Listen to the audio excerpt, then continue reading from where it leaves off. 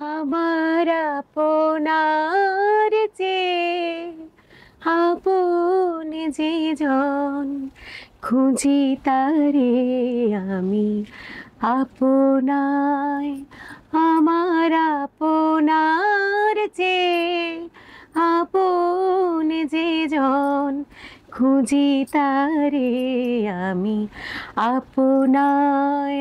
আমি শুনি যেন তার চরণের ধ্বনি। সবাইকে ওয়েলকাম করছি আপনার প্রিয় শো টক উইথ নাহার, এবং সাথে আছি আমি হাসিনা আনসার নাহার, যেখানে আমরা কথা বলি সময়ের সেরা মানুষের সঙ্গে, শুনি তার জীবনের গল্প, জানি তার অভিজ্ঞতা এবং খুঁজি ভবিষ্যতের পথ। প্রিয় দর্শক, প্রতি পর্বের মতো আমাদের আজকের পর্বেও আমাদের স্টুডিওতে একজন অতিথি আমন্ত্রিত আছেন। আমাদের স্টুডিওতে আজকে আমন্ত্রিত আছেন রেহানা পারভিন। চলুন দর্শক, আমরা রেহানা পারভিন আপুর কাছে চলে যাই। কেমন আছেন আপু? ভালো আছি, তুমি ভালো আছো? হ্যাঁ, আমিও খুব ভালো আছি এবং আপনাকে দেখে মাশাআল্লাহ খুব বেশি প্রিটি লাগছে। থ্যাংক ইউ সো মাচ, তোমাকেও খুব সুন্দর দেখাচ্ছে। থ্যাংক ইউ সো মাচ আপু। কি নিয়ে ব্যস্ততা চলছে? চাকরি, সংসার, গান, এই তো। আর তাছাড়া আমি নাটকেও কাজ করি, এখন অবশ্য নাটক নিয়ে ব্যস্ততাটা কম। ব্যস্ততা কম। নজরুল সঙ্গীতকে প্রাধান্যের পেছনে প্রেরণা কি ছিল আপনার? নজরুল সঙ্গীত আসলে আমার মানে কি বলবো, প্রাণের সঙ্গীত। আমার বাবা নজরুলের শুরুটা নজরুল সঙ্গীত দিয়েই? একদম নজরুল সঙ্গীত। খুব ছোটবেলায় আমি টাঙ্গাইলের মেয়ে, আমি টাঙ্গাইল বিন্দুবাসিনী গার্লস স্কুলে পড়েছি। তখন আমাদের সঙ্গীতের শিক্ষক ছিলেন আমাদের গুরু মহসিন স্যার। উনি আমাকে প্রথম মানে আমার গানটা যে আমাকে দিয়ে হবে এরকম তিনি মনে করলেন যখন আমি জাতীয় সঙ্গীত গাইলাম, এবং তারপরে গান শেখাতে শুরু করলেন। তখন নজরুলের গানই বেশি শিখিয়েছেন। বাংলাদেশ টেলিভিশন ও বাংলাদেশ বেতারে আপনার অভিজ্ঞতা কেমন? আমার খুব ভালো অভিজ্ঞতা। বাংলাদেশ বেতারে তো আমি সেই 1999 সাল থেকে দর্পণ ম্যাগাজিন অনুষ্ঠানে আমি পাঠ করতাম, কিন্তু গানে ইনলিস্টেড হওয়া হয়েছে একটু দেরিতে। এখন নজরুল সঙ্গীতে ইনলিস্টেড আছে। টেলিভিশনে? হ্যাঁ, টেলিভিশনেও আমি ছোটবেলায় তো আমরা নতুন অনুষ্ঠানে গান করতাম, দেশের গান, আর নজরুল সঙ্গীত আমি ইনলিস্টেড এখন বর্তমানে। বাহ, চমৎকার। আপনার মতে নজরুল সঙ্গীতের বর্তমান অবস্থা ও চ্যালেঞ্জগুলো কি? নজরুল সঙ্গীত খুব ভালো চর্চা হচ্ছে আমি বিশ্বাস করি, কিন্তু চ্যালেঞ্জ, হ্যাঁ আপনি খুব সুন্দর প্রশ্ন করেছেন। চ্যালেঞ্জ আছে, কারণ নজরুলের গান এপার বাংলা ওপার বাংলায় অনেকেই গান, কিন্তু সঠিক সুরে আদি সুর, হ্যাঁ আদি রেকর্ড অনুযায়ী সঠিকভাবে ছায়ানট নজরুল ইনস্টিটিউটে শেখানো হয়। আমার সৌভাগ্য হয়েছে ছায়ানটে শেখারও এবং নজরুল ইনস্টিটিউটে শেখারও, এবং বর্তমানে আবার আমি মানে নজরুল ইনস্টিটিউটে হায়ার ডিপ্লোমা করছি নজরুল সঙ্গীতের উপর। কংগ্রাচুলেশন। আজকের প্রজন্মকে নজরুল সঙ্গীতের প্রতি আগ্রহী করার উপায় কি হতে পারে বলে আপনি মনে করেন? আমি মনে করি যে আমাদের সমাজে না প্রচলিত আছে যে নজরুলের গান মানেই হচ্ছে খুব কঠিন, খুব ক্লাসিক্যাল বেসড গান। অ্যাকচুয়ালি কিন্তু তা নয়। হ্যাঁ, আছে নজরুলের গান অবশ্যই আমরা বলি সুর প্রধান, রবীন্দ্রনাথের গান যেমন বাণী প্রধান, কিন্তু নজরুলের গান কিন্তু খুব সহজ সুরের গান আছে, শিশুদের জন্য লেখা গান আছে, হ্যাঁ পুজোর গান, মায়ের গান আছে, আবার ইসলামিক, হ্যাঁ ইসলামিক সঙ্গীত আছে, কীর্তন আছে, ভজন আছে। তো সব ধরনের গানই কিন্তু আছে। আমরা সহজ গানগুলো যদি গাইতে থাকি, সব শিল্পীরা, আমাদের যারা লেজেন্ডারি শিল্পী আছেন সিনিয়র, এবং আমরা যারা আছি সবাই যদি গাইতে থাকি, মানুষের কাছে পৌঁছে দিই, তাহলে আমার মনে হয় নতুন প্রজন্ম আগ্রহী হবে, ভয়টা কেটে যাবে। হ্যাঁ, যে নজরুলের গান কঠিন এই ভয়টা কেটে যাবে। দর্শক খুব সুন্দর কথা বলেছেন। অনেকেই নজরুল সঙ্গীত চর্চা করতে চান, কিন্তু ভাবে যে হয়তো বা ওয়ার্ডগুলো অনেক শক্ত কঠিন হবে, আমি হয়তো আয়ত্তে আনতে পারবো না, কিন্তু বিষয়টা আসলে তা না। আপনি বললেন যে খুবই সহজ সরলও আছে, মানে সব ধরনের গানই আছে। তো বেসিকটা তো আসলে আপনি সহজ সরল যে ওয়ার্ডগুলো সেগুলো দিয়েই তো শুরু করবেন। সুর, হ্যাঁ সুর, তো টেনশনের কিছু নেই, আপনারা চাইলে মোস্ট ওয়েলকাম। আপনার গুরু বা প্রিয় শিক্ষক কে ছিলেন এবং তিনি কিভাবে আপনাকে প্রভাবিত করেছেন? আসলে কে বললে আমি আসলে একজনের নাম বলতে পারবো না। আমার শ্রদ্ধেয়, একদম ছোটবেলা থেকে আমি আমার স্কুলের সঙ্গীতের শিক্ষক মহসিন স্যার, তারপরে আমাদের ইব্রাহিম খান আমার স্যার ছিলেন, উনি শিখিয়েছেন, ওস্তাদ আনন্দ চক্রবর্তী। এবং পরবর্তীতে ঢাকায় যখন বিশ্ববিদ্যালয়ে ভর্তি হলাম, তখন ছায়ানটে ভর্তি হয়ে আমার খুব সৌভাগ্য যে আমি খায়রুল আলম শাকিল স্যারের কাছে শেখার এবং শাহিন সামাদ আপার কাছে শেখার সুযোগ পেয়েছি। এছাড়াও আমাদের আরো দুজন অত্যন্ত গুরু, তারা হচ্ছেন সুধীন কাকু, ওস্তাদ সুধীন কাকু এবং ওস্তাদ সোহরাব কাকুর কাছে। ওনাদের সাথে কি যোগাযোগ আছে আপনার? আমাদের তো সৌরভ কাকু আর সুধীন কাকু তো এখন বেঁচে নেই, পৃথিবীতে নেই, কিন্তু আমাদের যে শাকিল স্যার, খায়রুল আলম শাকিল শ্রদ্ধেয়, এবং শাহিন আপা, আমরা ছায়ানটে যাই, অনুষ্ঠান করি, তাদের সাথে দেখা হয়, তাদের সালাম করি, এবং তারা প্রাক্তনী অনুষ্ঠানে আমরা সবাই মিলে একসাথে গান গাইলাম। খুব স্নেহ করেন। জি জি, পরিবেশটা যে আপনি গুরুর সাথেও গান করছেন, হ্যাঁ একদম, এটা বিশাল একটা ব্যাপার। একদম একদম। ক্যারিয়ারের সবচেয়ে বড় বাধা কি ছিল এবং আপনি কিভাবে তা অতিক্রম করেছেন? আমি দীর্ঘদিন থেকে কিন্তু 1999 সাল থেকে মঞ্চে অভিনয় করি। আলী জাকের, শ্রদ্ধা আলী জাকের ভাই এবং সারা জাকের সবার সাথে, আবুল হায়াত, ওনাদের সাথে নাগরিক নাট্য সম্প্রদায়ে, আর তার ছোট্টবেলা থেকে গান করি। হ্যাঁ, তো এই সংস্কৃতির চর্চার বাধাটা আসলে একটু চাকরি জীবনে হয়েছে। ট্রেনিং এর জন্য আমরা দেশের ইন্ডিয়াতে চলে যেতে হলো, ফিরে এসে ঢাকার বাইরে পোস্টিং হয়ে গেল, তারপর বিয়ের পর বাচ্চা হওয়ার পরে তো স্বাভাবিকভাবে অনেক লম্বা সময় একটু আমার ব্রেকটা হয়ে গেছে। তারপর আল্লাহর রহমতে আমি আবার ফিরে এসেছি। আমার গানের বন্ধুরা, নাটকের বন্ধুরা আমাকে খুব সুন্দরভাবে গ্রহণ করেছে এবং উৎসাহ দেয়, এটাই আমার সৌভাগ্য। কোনো বিশেষ অনুষ্ঠান বা পারফরমেন্সের স্মরণীয় অভিজ্ঞতা শেয়ার করবেন? ছোটবেলা থেকে অনেক অনুষ্ঠানই করেছি, কিন্তু ওই যে 1999 সালটা আমার কাছে ভীষণ ইম্পর্টেন্ট। ওই সময় নজরুলের জন্ম শতবার্ষিকী হয়, ঠিক আছে? তখন ছায়ানট ও যে ইনস্টিটিউট থেকে একটা বিশাল আয়োজন করা হয় জাদুঘরে। সেখানে আমি এবং আমাদের এক বন্ধু, যিনি এখন বেশ প্রথিত যশা শিল্পী, শহীদ কবির পলাশ, নজরুল সঙ্গীত শিল্পী, আমি আর পলাশ ছিলাম সবচেয়ে জুনিয়র আর্টিস্ট, আর সবাই অত্যন্ত সিনিয়র এবং লেজেন্ডারি। দারুণ ছিল, ভীষণ সুন্দর ছিল, খুব মজার ছিল। আমি এবং আমার গানের পরে মৌ আপুর নাচ ছিল, এবং মৌ আপু তখন ছিলেন প্রেগনেন্ট।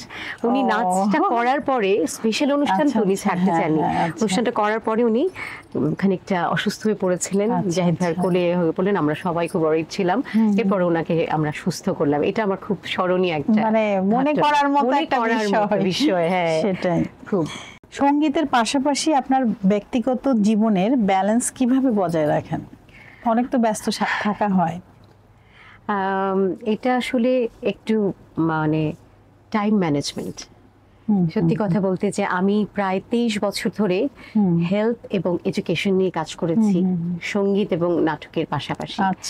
সেটা হলো, আমি আদ্দিন মেডিকেল কলেজ হসপিটালে কাউন্সিলিং সাইকোলজিস্ট হিসেবে ছিলাম, এবং বিভিন্ন স্কুলে ঢাকা এবং ঢাকার বাইরে টাইম ম্যানেজমেন্ট আসলে কিভাবে শিক্ষকতা করেছি। তো এই সকাল থেকে একদম খুব ভোরবেলায় উঠে গিয়ে জাতীয় সঙ্গীত করাচ্ছি বাচ্চাদের, এটা আমার এত বছরের অভিজ্ঞতা। তো তারপর পরই বাসায় ফিরে সংসারের কাজ টাজ করে গুছিয়ে বিকেলবেলা হয়তো রিহার্সেল, কখনো শুটিং, কখনো নাটকের, কখনো গানের বা মানে মঞ্চের রিহার্সেল। সময়টা ওইভাবে ভাগ করে নিয়েছেন যে আমি এখন এটা করব। সপ্তাহের এটা করে ফেলেন রুটিনটা, নাকি মাসিক, নাকি প্রতিদিনেরটা রুটিন? না, আমরা আমার যখন যে প্রোগ্রামটা আসে আমি সেটা অবশ্যই নোট ডাউন করে রাখি। সেই অনুযায়ী কোনো লাইভ প্রোগ্রাম থাকলে বা কোনো রিহার্সেল থাকলে এবং শুটিং থাকলে সেটাকে ওইভাবে গুছিয়ে নিই, নোট ডাউন করে নেন যে সারাদিনের কাজগুলো, যে এখন আজকে এটা করব বা ওই তারিখে ওটা করব, তাহলে সহজ হয়। এত তো মনেও থাকে না। এছাড়া আমার ছোট ছোট অনেক বাচ্চাদের আমি গান শেখাই, তাদের মূলত নজরুল সঙ্গীতের প্রতি উদ্বুদ্ধ করার চেষ্টা করছি। আসলে সঙ্গীত শুধু শিখলেই হবে না, সেটাকে ধারণ করতে হবে, মনে লালন করতে হবে এবং পালনও করতে হবে, এবং ছড়িয়েও দিতে হবে নতুন প্রজন্মে। হ্যাঁ, কারণ সব মানে সারা জীবন তো আর আমরা থাকবো না, আমাদের এই কাজগুলো কথা বলবে। একদম একদম। আপনি তো মঞ্চে অভিনয় করেন, আবৃত্তি করেন, তো কোন গ্রুপ ও বিশেষত কোন নাটকে অভিনয় করেন? আমি ওই যে বললাম, নাগরিক নাট্য সম্প্রদায় বাংলাদেশের একেবারে প্রথম সারির একটা অত্যন্ত জনপ্রিয় নাট্যদল। সেখানে আমি দেওয়ান গাজীর কিস্সাতে অভিনয় করেছি লাইলি চরিত্রে দীর্ঘদিন। স্বপ্নবাজ নাটকে সায়রা চরিত্রে অভিনয় করেছি। আচ্ছা আচ্ছা, আমার খুব সৌভাগ্য। তাই না? ইউটিউবে আপনি নাটক দেখতে পারবেন। দেখতে পাবেন। দর্শক, আপনারা যদি আপুর নাটকগুলো দেখতে চান তাহলে ইউটিউবে কিন্তু পাবেন। আপু আরেকটু বলে দেন দর্শকদের উদ্দেশ্যে। দেওয়ান গাজীর কিস্সা সার্চ দিলে আপনারা কিছুটা অংশ দেখতে পাবেন। মঞ্চ নাটক তো পুরোটা আপলোড করা হয়নি।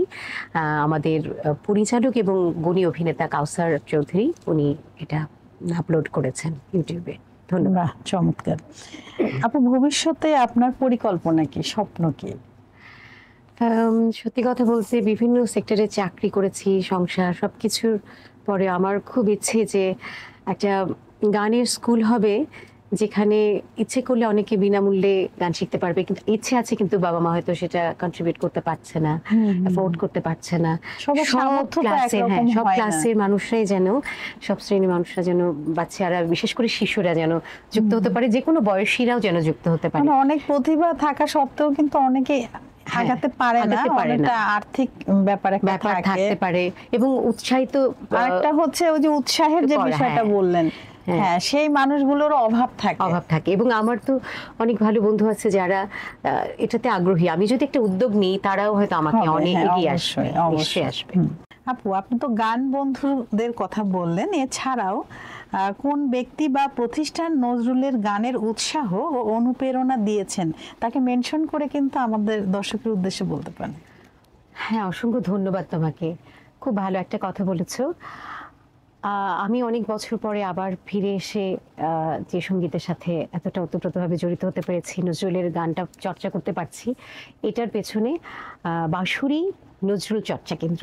বাঁশুরি একটি নজরুল চর্চা কেন্দ্র এবং তার প্রতিষ্ঠাতা কর্ণধার ইঞ্জিনিয়ার ডক্টর খালিকুজ্জামান স্যার এবং তার সহযোগীদের আমি বিনীত কৃতজ্ঞতা জানাচ্ছি। তার এই প্রতিষ্ঠানটি, এই বাঁশুরি, প্রতিনিয়ত পুজো, বিভিন্ন ধরনের ধর্মীয়, মুসলিম ধর্মের এবং হিন্দু ধর্মের সমস্ত ধর্মীয় অনুষ্ঠানগুলো পালন করেন এবং ওই ধর্মের সাথে রিলেটেড যে গানগুলো নজরুল লিখেছেন সেই গানগুলো নতুন করে আদি সুরে শেখানো হয় ভালো ট্রেনার দিয়ে, অভিজ্ঞ ট্রেনার দিয়ে, এবং সেগুলো উপস্থাপন করা হয় বিভিন্ন মণ্ডপে, পুজোর সময় যেমন মণ্ডপে, এবং আমরা আশুরা হলো কিছুদিন আগে আমরা বিটিভিতে অনুষ্ঠান করলাম, কাজী নজরুল ইসলামের মার্সিয়া গান গাইলাম। তো এই বাঁশুরিকে আমি আরো বিশেষভাবে কৃতজ্ঞতা জানাই। ধন্যবাদ বাঁশুরি। আপনাকেও ধন্যবাদ। ধন্যবাদ তোমাকেও। তো আপু, এখন আমরা টক উইথ নাহারের র্যাপিড ফায়ার কোয়েশ্চেনে চলে যাচ্ছি। আপনি প্রস্তুত আছেন তো? আরে নিশ্চয়ই নিশ্চয়ই, ঠিক আছে। কিছু নাই তো? না না, এটা একটা ফান থাকবে আর কি। প্রিয় নজরুল গান? প্রিয় নজরুলের গান আমার আপনার চেয়ে আপন যে জন, খুঁজি তারে আমি আপনায়। বাহ। স্টেজ না স্টুডিও, কোনটা বেশি পছন্দ?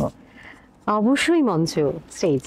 রাত না সকাল, কখন গান অনুশীলন করেন? ছোটবেলায় তো দুবেলাই করতাম, এখন আসলে কাজের চাপে রাতে করা হয়। আচ্ছা, প্রিয় খাবার? কি আর বলবো, মানে এত উঠিয়ে গেছি, তারপরে মিষ্টিটা পছন্দ। টাঙ্গাইলের মানুষ তো, টাঙ্গাইলের মিষ্টিটা, টাঙ্গাইলের মিষ্টি খুব পছন্দ, আর সাদা ছানার মিষ্টিটা আমার ভীষণ পছন্দ। আচ্ছা, আমার অবশ্য রসগোল্লা খুব পছন্দ। প্রিয় রং? এই যে পরে আছি, আমি এটা বুঝতে পেরেছি। সাদা নীল, মানুষ সাদা তো থাকবেই, সাদা নীল ভালো লাগে কিন্তু না? আমারও নীল অনেক পছন্দ। আর এই যে বর্ষাকাল, নীল আকাশ, সম্পর্ক তো আছে সাদা মেঘের সাথে। হ্যাঁ, মানে বৃষ্টির সময় নীল শাড়ি, নীল চুড়ি, চুলগুলো খোপা থাকবে, অল্প অল্প বৃষ্টি পড়ছে, আপনি হাঁটছেন, মানে চিন্তা করলে অন্যরকম লাগে, একটা অন্যরকম আবহাওয়া পরিবেশ তৈরি হয়। বিদেশে পারফর্ম করার সুযোগ পেলে কোন দেশ বেছে নেবেন? আপনি তো গিয়েছেন অনেক দেশে, তো আপনার কোন দেশ ভালো লাগে? অনেক দেশে যাইনি, ইন্ডিয়ার বেশ কিছু প্রদেশে যাওয়ার সুযোগ হয়েছে চাকরি সূত্রে।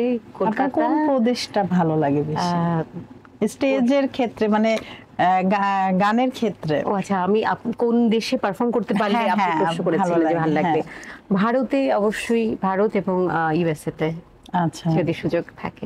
কি কি গান করেছিলেন সেখানে? ও ভারতে আমি যখন 2003 সালে তামিলনাড়ুতে আমি একটা প্রফেশনাল কোর্সে যাই, তখন চার্চে আমি তামিল ভাষার গান গেয়েছি। আচ্ছা আচ্ছা, প্রেয়ার সং। বাহ। প্রার্থনা গীতি আচ্ছা আচ্ছা। সেগুলো গেয়েছি। আপু আমরা কিন্তু অনুষ্ঠানের শেষ দিকে আসলে আপনার গান দিয়ে আমরা শেষ করবো আসলে অনুষ্ঠান। নিশ্চয়ই। আপনার প্রিয় গান আপনি বলতে পারবেন তখন। আচ্ছা, গানের বাইরে অবসর কাটানোর প্রিয় কাজ? সেই বই পড়া, কবিতা, এসব পছন্দ। আপনার জীবনের এক শব্দে সংজ্ঞা দিন। এক শব্দে ব্যস্ততাই সুস্থতা। যতক্ষণ ব্যস্ত আছি চমৎকার চমৎকার, ভালো আছি। খুব সুন্দর বলেছেন। যদি গান না করতেন, কণ্ঠশিল্পী যদি না হতেন, তাহলে কোন পেশায় থাকতেন? কণ্ঠশিল্পীর পাশাপাশি আমি তো শিক্ষকতাটা করেছি দীর্ঘদিন। এখন অবশ্য আমি একটা সেবামূলক প্রতিষ্ঠান ইসান ফাউন্ডেশনে কাজ করছি। আচ্ছা। তো আমি যে কোনো সেবামূলক কাজ এবং শিশুদের নিয়ে কাজ করতে বেশি ভালোবাসি, পছন্দ করি।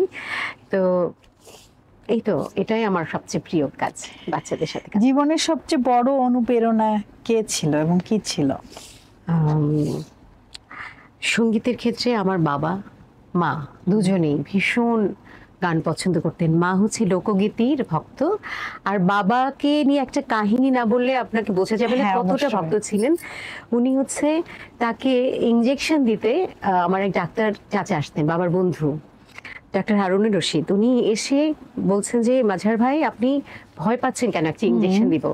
বলে যে না প্লিজ, ওই লাইলি তোমার এসেছে ফিরে এই গানটা বাজান ক্যাসেটে, তারপর আমাকে ইনজেকশন দিবেন। ও মাই এতটা গড, ভক্ত ছিলেন উনি। মানে এমন শোনা যায় না। দর্শক, কি দারুণ অভিজ্ঞতা শুনলাম। তো এই আঙ্কেল তো আছেন না? চলে আচ্ছা। 9 বছর আর আন্টি? হয়ে গেল।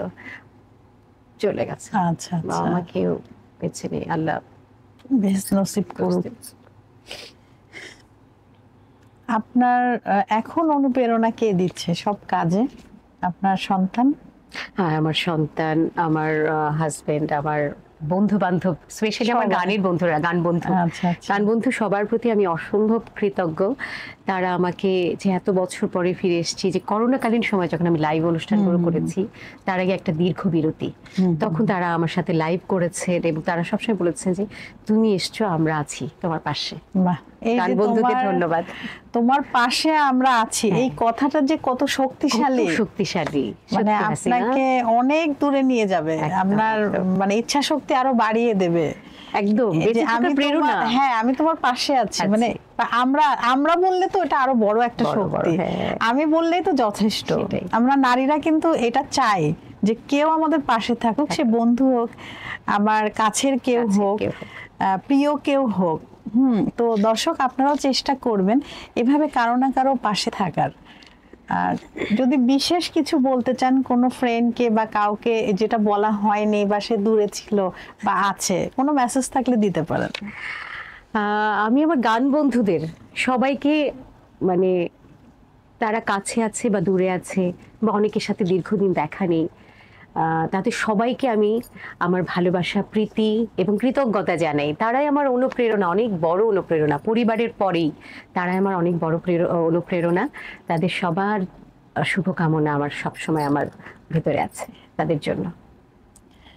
আপু, অনেক ধন্যবাদ। আপনি আপনার ব্যস্ত সময় থেকে সময় বের করে টক উইথ নাহারে এসেছেন। সত্যি আপনার জীবন, আপনার গল্প, আপনার ছোট ছোট আশা আমাদের হৃদয় ছুঁয়ে গিয়েছে। আপনার কেমন লাগলো আমাদের এখানে এসে? অসংখ্য ধন্যবাদ। আজকের অনুষ্ঠান খুব সুন্দর হয়েছে, আর তোমার সাথে পাশাপাশি বসে গল্প করছি, এটা তো একটা অনেক, আমারও অনেক দিনের ইচ্ছা ছিল আপু, আমি এই সুযোগটা হাতছাড়া করিনি। আপনিও ফ্রি ছিলেন এখন, এই জন্য আপনাকে আমন্ত্রণ জানানো। আপনি এসেছেন, আমি ভীষণভাবে, মানে অনেক বেশি খুশি। Thank you so much. Talk with Nahar, 21সংবাদ.com-এর সকলকে, যারা ক্যামেরার সামনে এবং পেছনে কাজ করছেন, সবাইকে অসংখ্য ধন্যবাদ। আমাকে এখানে আমন্ত্রণ জানানোর জন্য, কিছু বলার জন্য অসংখ্য ধন্যবাদ। আবারও নতুন কোনো আয়োজনে আপনার সাথে আমাদের দেখা হবে। নিশ্চয়ই। ভালো থাকবেন। ভালো থাকবে তুমিও। যেতে যেতে কিন্তু আপনার গান একটা হবে, তার আগে আমি দর্শকের কাছ থেকে বিদায় নিয়ে আসি। নিশ্চয়ই। দর্শক, আপনারা যারা এতক্ষণ আমাদের সাথে ছিলেন, আমাদের পাশে ছিলেন, আপনাদের সবাইকে অসংখ্য ধন্যবাদ। আবারও নতুন কোনো অতিথিকে নিয়ে আপনাদের সবার মাঝে শুক্র শনি চেঞ্জ হয়েছে, শুক্র আর শনি, প্রিয় দর্শক, আপনারা যারা এতক্ষণ আমাদের সাথে ছিলেন, আমাদের পাশে ছিলেন, আপনাদের সবাইকে অসংখ্য ধন্যবাদ।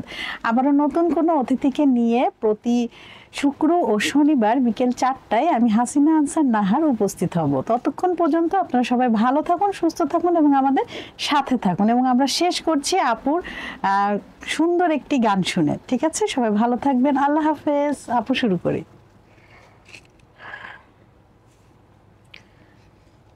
আমার আপনার যে আপন যে জন, খুঁজি তারে আমি আপনায়।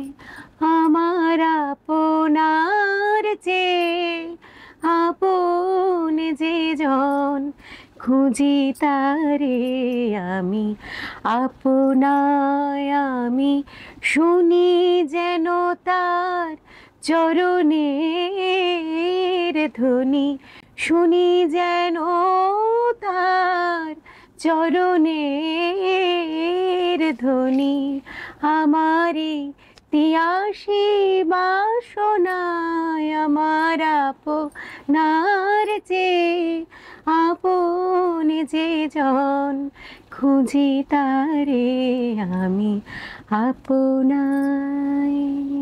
বাহ, চমৎকার! একটা জোরে করতালি হয়ে যাক দর্শক। আবারও আপনাদের সাথে নতুন কোনো আয়োজনে দেখা হবে। আল্লাহ হাফেজ।